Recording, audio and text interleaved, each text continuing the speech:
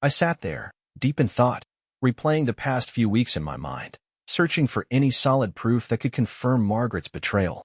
My stomach was twisted in knots, and every little thing that had happened recently only added to the growing discomfort that I couldn't shake. Something was definitely wrong, but I couldn't quite figure out what. Despite my strong sense that something was off, I had no real proof, no clear details, no indication of who or what it involved. The uncertainty was driving me crazy, leaving me to wonder if I was just being paranoid or imagining things. But deep down, I couldn't ignore the feeling that something was seriously wrong. Whether it was the beginning of an affair or just a fleeting moment, the more I thought about it, the more I became convinced that something had been going on. I couldn't stop thinking about how long this had been happening without me noticing. I took another slow drink of my Jack Toddiels and gave the bartender a casual nod. He returned a half-smile, probably used to seeing troubled faces like mine. The bar was quiet, the low murmur of conversation blending into the background, matching the gloomy weather outside. The patrons looked like they were just biding their time, waiting for the rain to stop before heading home. There was only one woman in the bar, dressed in way too much flair for a place like this, obviously seeking attention as she took drinks from an older man. He seemed hopeful, but honestly, he didn't need to try so hard. She was already into him. Most of the other people were just killing time, waiting for something to happen. I was still there, unsure of what to do next, when I heard someone speak behind me. Turning around, I saw Bethany standing there, her eyes piercing through me as if she could see right into my soul. I opened my mouth to speak, but the words just didn't come. In the dim lighting, she peeled off her wet coat, clearly just coming in from the rain, and I couldn't help but wonder what brought her here. I asked her, and she said she was worried about me. She had a feeling she'd find me at this bar and suggested we sit down and talk. I stared at her, unsure of her intentions and whether I could really trust her. I needed a moment to collect myself, so I took another gulp of my drink and ordered her a vodka and soda. We waited for the bartender to leave before picking up the conversation again. Our eyes met briefly, both of us silently trying to gauge the situation and who would take charge. Bethany noticed something was off, like I was carrying a burden too heavy to bear. I met her gaze for a second, but quickly looked away. There was some tension between us that neither of us was ready to address.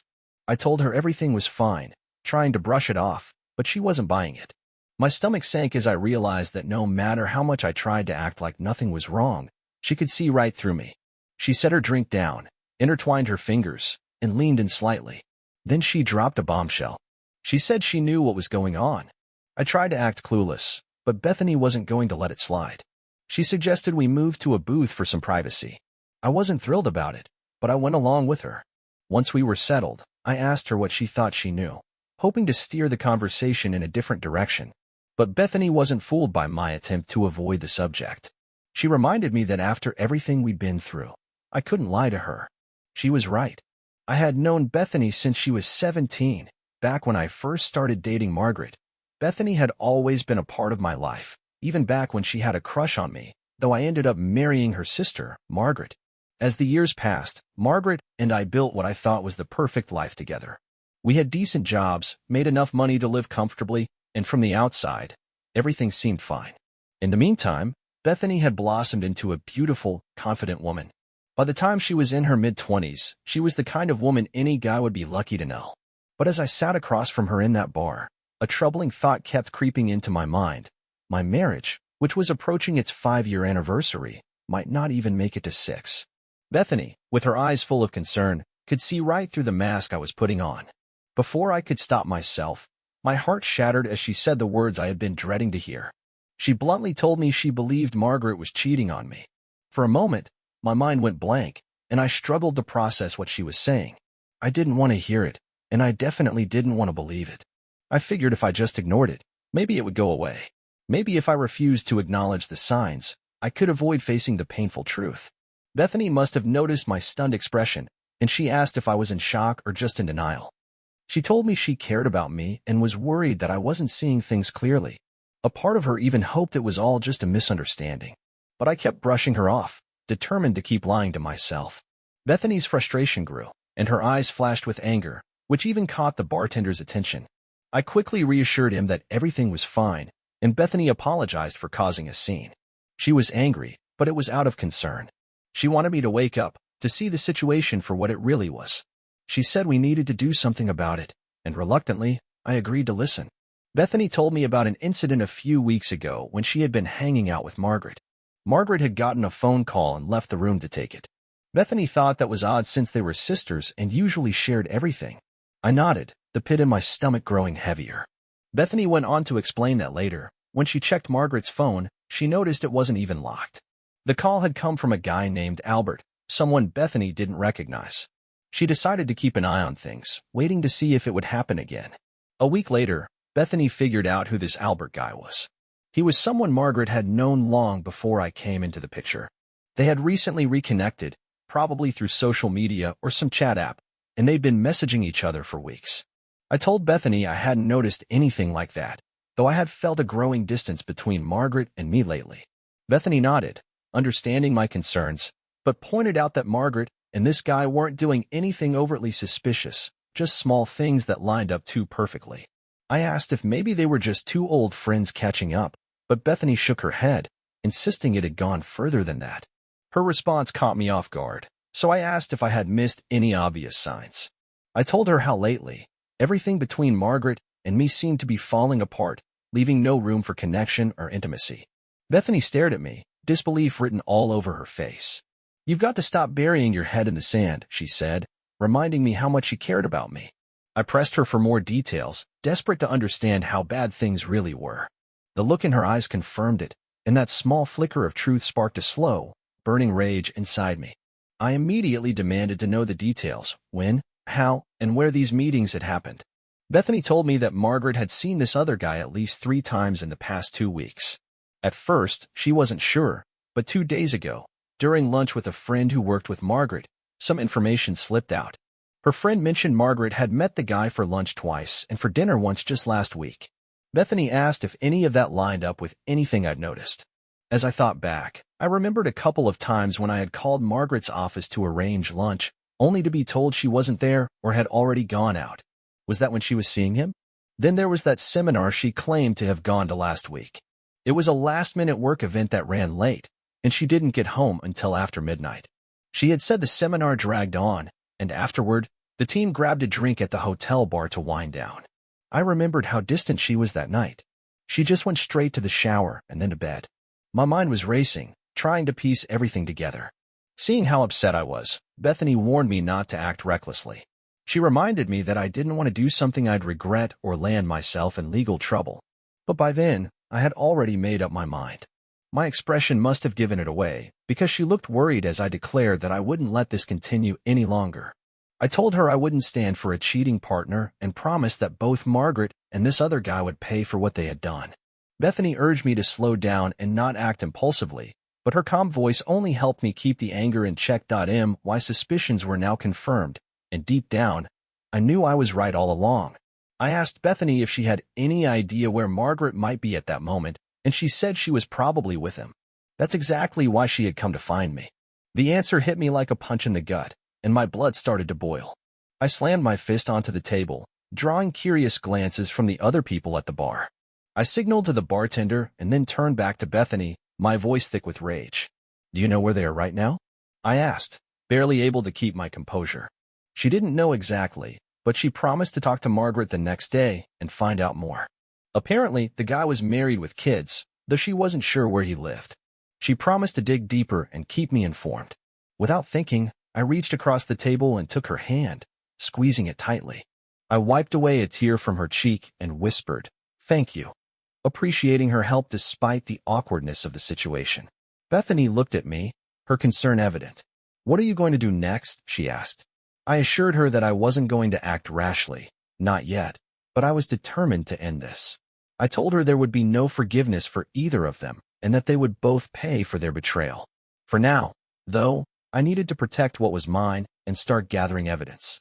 As I finished the last of my drink, I motioned for the bartender and left him a tip. Bethany still seemed uneasy as she asked when I planned to confront Margaret. I thought about it for a moment before telling her that I'd make a few calls tomorrow and begin securing my assets. I made it clear that Margaret wouldn't take a single penny from me. Bethany commented on how hard it must be to live with her, knowing what was happening, and I admitted that the past few weeks had been a nightmare. If Margaret hadn't picked up on my coldness by now, she probably never would. Bethany stood up to leave, saying we should talk again tomorrow. I agreed, and she promised to dig up more details for me. As she put on her coat, I helped her, and for a moment, standing so close, she looked so much like Margaret. Tears welled up in her eyes as she looked at me, and I kissed her gently on the cheek, telling her I'd be fine. She gave me a soft smile before disappearing into the rainy night. I sat back down, taking a deep breath as I began to plan my next move. One thing was for sure, Margaret and this guy wouldn't get away with this. My revenge would be swift, cold, and without mercy. Everything after that felt like a blur. The next morning, I somehow found myself in my own bed, my mouth dry and my head pounding. I rolled over and saw that Margaret was already gone, but I could hear faint noises coming from downstairs. I swung my legs over the edge of the bed and stood up, trying to shake off the hangover. I staggered into the bathroom, my mind racing with thoughts of last night and what was to come. When I entered the kitchen, I found Margaret already there. She gave me a quick glance and casually asked what kind of state I was in. I mumbled something about meeting an old friend and having one too many drinks. I poured myself a glass of orange juice, downed it, and poured another. She pressed for more details, asking who the friend was. That's when I realized I needed a story. I mentioned a guy named Albert, an old college buddy who was in town on business. At the mention of the name Albert, I saw the faintest flicker of recognition cross her face before she quickly turned away. I kept talking, describing our college days, playing football together.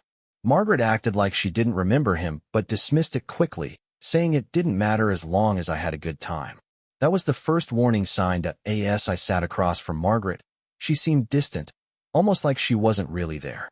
I casually asked about her evening, trying to sound uninterested while keeping a close eye on her every movement. She claimed that after work, she had grabbed a quick meal and drink with some coworkers before getting home around 9:40. But I knew that wasn't true. I had been home until 10 before heading out to the bar. That was the second glaring sign that something wasn't adding up. She kept talking about her day, mentioning she might be late again in the future. Then, almost offhandedly, she brought up Albert, an old friend of hers, saying he was supposed to reach out.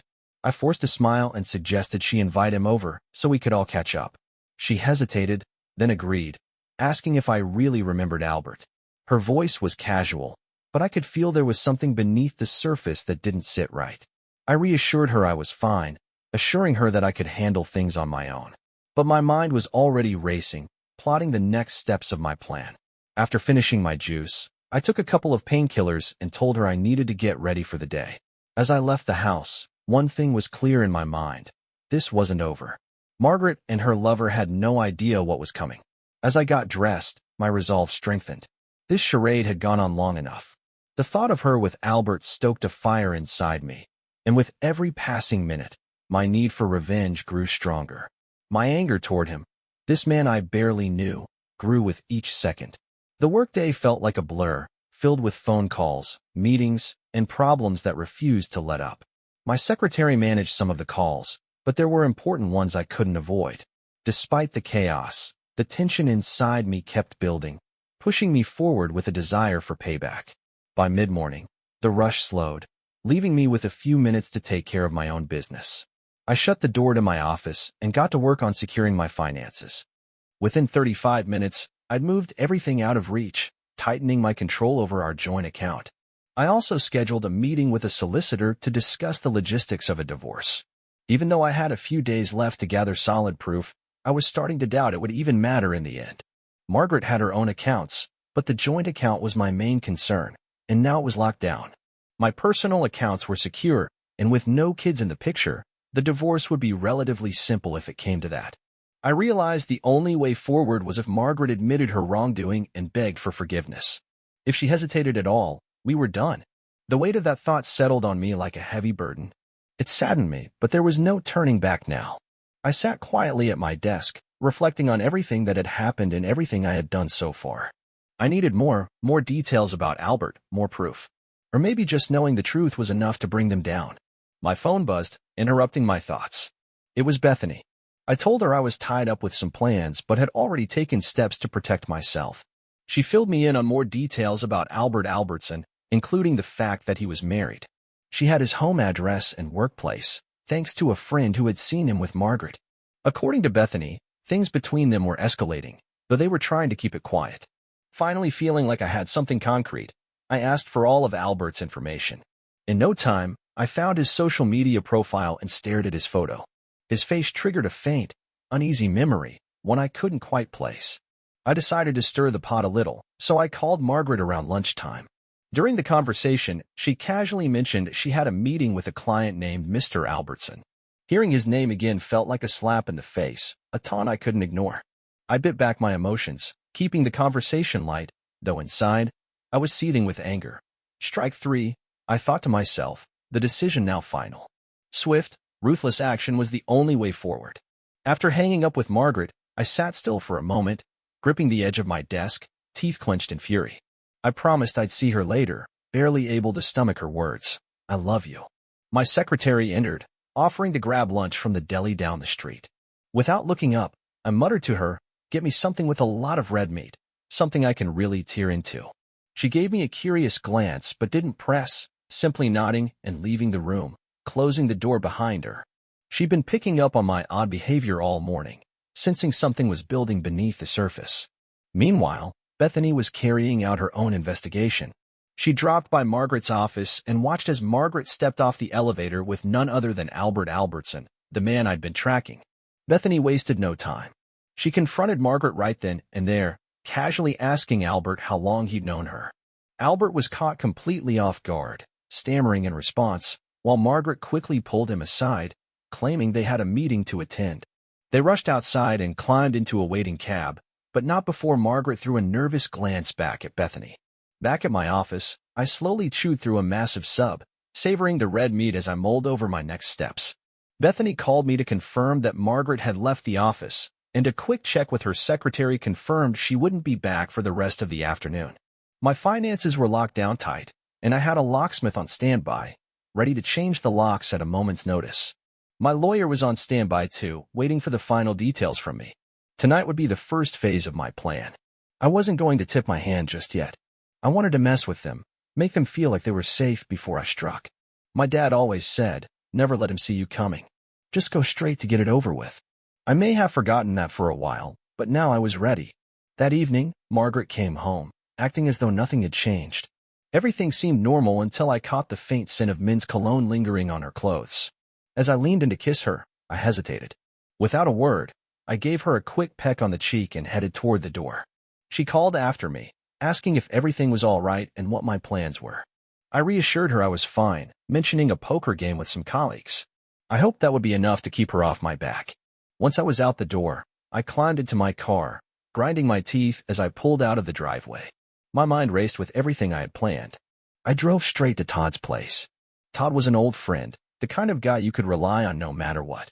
He had a rough past, some run-ins with the law, and plenty of combat training, making him the perfect partner for what I had in mind. When I called him earlier, he didn't hesitate. No questions asked, just pure loyalty. Exactly what I needed. When I arrived at Todd's place, we went straight to his garage. I quickly changed into dark overalls and pulled on a ski mask. We looked like a couple of silent mime artists as we climbed into Todd's old, beat-up car, the kind that nobody would pay attention to. We drove across town to the address Bethany had given me. There was no need for words. We had already gone over the plan. Todd parked the car outside Albert Albertson's house, and we waited in silence. The house was dark except for a single light inside. Eventually, the front door opened, and Albert stepped out.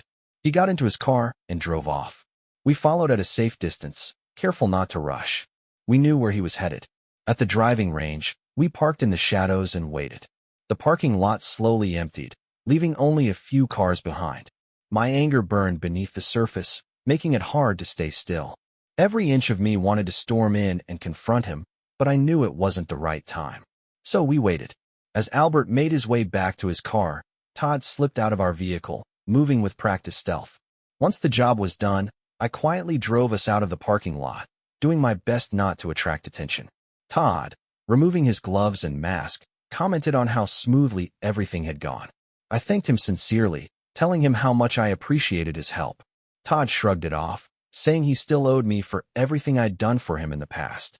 I reminded him that we were friends, and friends have each other's backs, at least. I added, Todd's hands were clean, and there weren't any security cameras in the car park to worry about. With the night's work behind us, we decided to head back. Todd suggested we join the others for a poker game since the guys were probably already at his place by now. The next 4 hours passed in a haze of cards and light conversation. The guys could tell something was off with me, but they gave me the kind of unspoken understanding that made it easier to focus on what lay ahead with Margaret. Before I confronted her, though, I had one final move in mind, to mess with her head a little bit.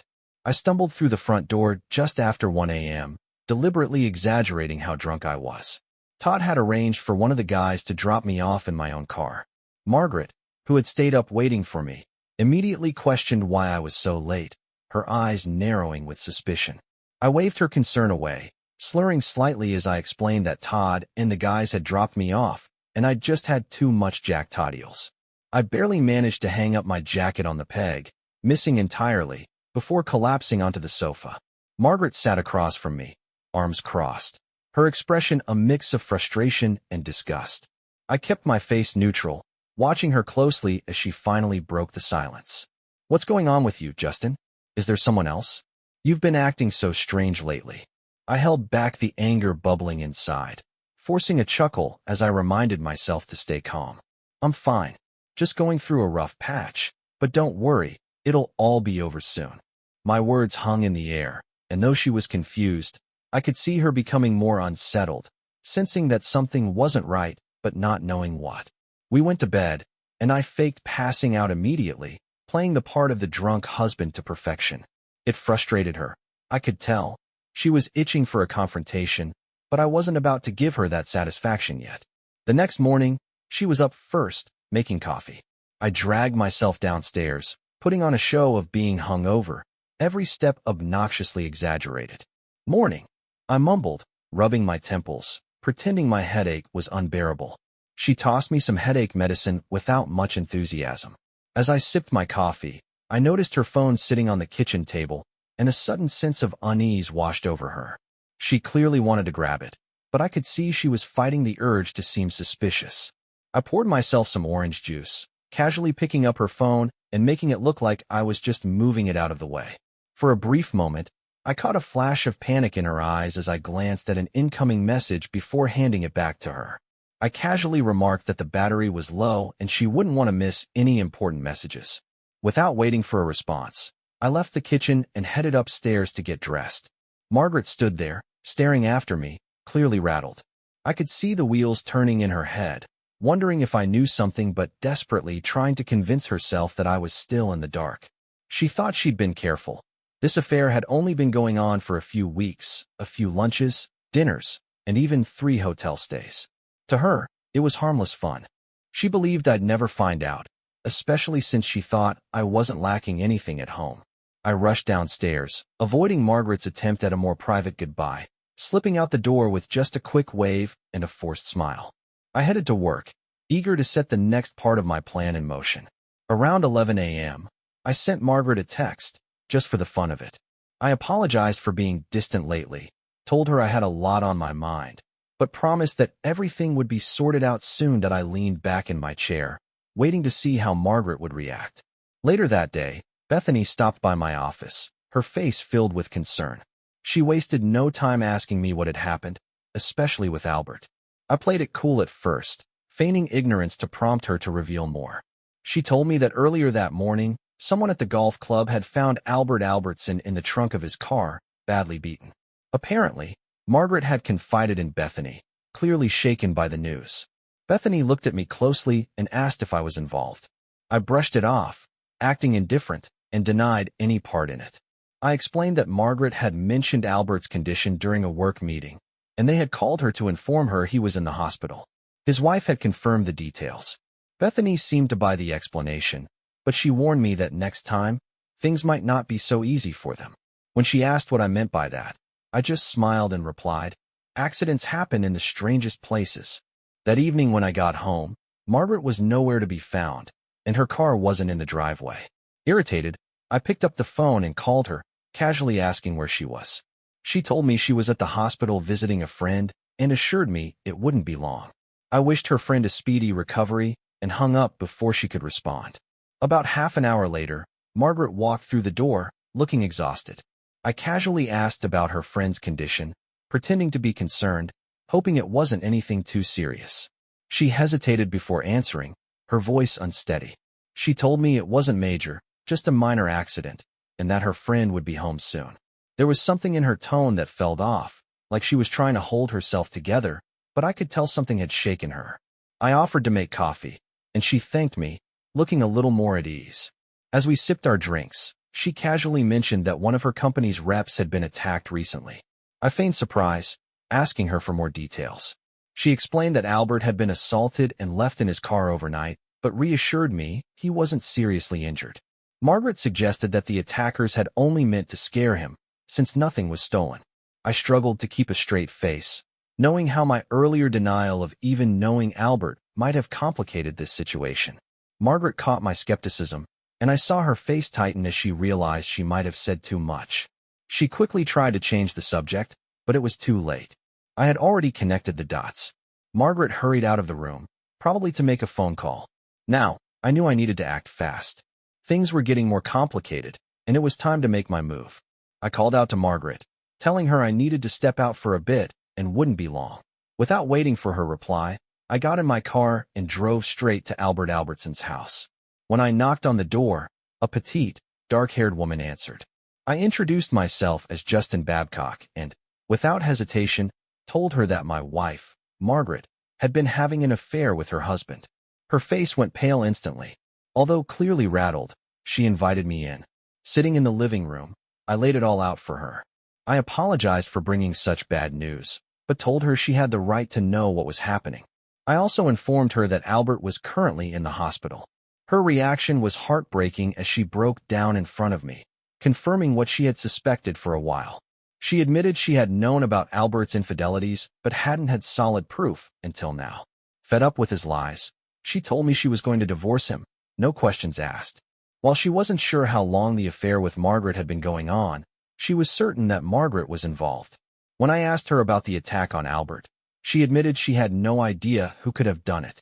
I clarified that I had nothing to do with it, though, truthfully, I wasn't sorry it happened. We speculated that Albert might have gotten mixed up with someone else's wife. Her bitter reply, "Nothing surprises me anymore," said it all. She explained that they had moved back to the area because of Albert's past infidelities, but it was clear he hadn't changed. Before I left, I gave her my locksmith and solicitor's contact information, figuring she'd need them soon.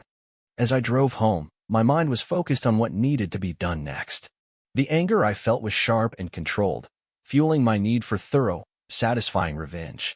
The end of my marriage weighed heavily on me, but there was no turning back. Margaret had betrayed me, and I would make sure she felt the full weight of it. The only comfort I had was knowing that the pain she caused me would come back to haunt her. When I pulled into the driveway, I saw Margaret's car parked in its usual spot. I tapped the hood absent-mindedly, realizing this might be the last time I'd walk through this door as a married man. Each step toward the house felt heavier than the last. I entered and immediately felt the weight of the recent events pressing down on me like a physical force. The television hummed softly in the background as I approached the living room. Margaret was sitting on the sofa, her posture stiff and tense, her body language screaming unease. It was as if she knew everything was about to unravel. Her eyes met mine, trembling with panic as she tried to hold it together. I stood silently, staring at her, letting her squirm under my gaze. I could see the fear behind her eyes, her mouth opening as if to say something, but no words came out. Without saying a word, I walked past her and headed straight for the liquor cabinet. I poured myself a stiff drink, never taking my eyes off her. She could sense the shift but couldn't read my expression. As I slowly sipped my drink, I saw her unease deepen. Trying to regain control, Margaret straightened up, asking where I had been with a frustrated tone in her voice. I stared at her blankly, then told her I'd reveal my whereabouts if she first told me where she had been. Her eyes darted nervously, and she stammered that she had been at the hospital with a friend. I held her gaze, letting her lie hang in the air, watching her squirm. She tried to shift the conversation back to me, but I cut her off, tired of the charade. I casually mentioned that I had met someone today, someone new, who had quickly become a friend. Then, I dropped Albert Albertson's name, watching Margaret's face go ghostly pale. I could almost see the panic setting in as she tried to figure out what I knew. Feigning concern, she asked if I was all right and offered to get me another drink. I pressed her further, asking her directly about Albert, letting her feel the full weight of her deception. I laid it all out, telling her I had known about the affair for some time. She immediately tried to downplay it, insisting it was just a fling, nothing serious. I scoffed at her weak excuses, reminding her of the vows we had made and telling her how angry I was to have been treated like a fool.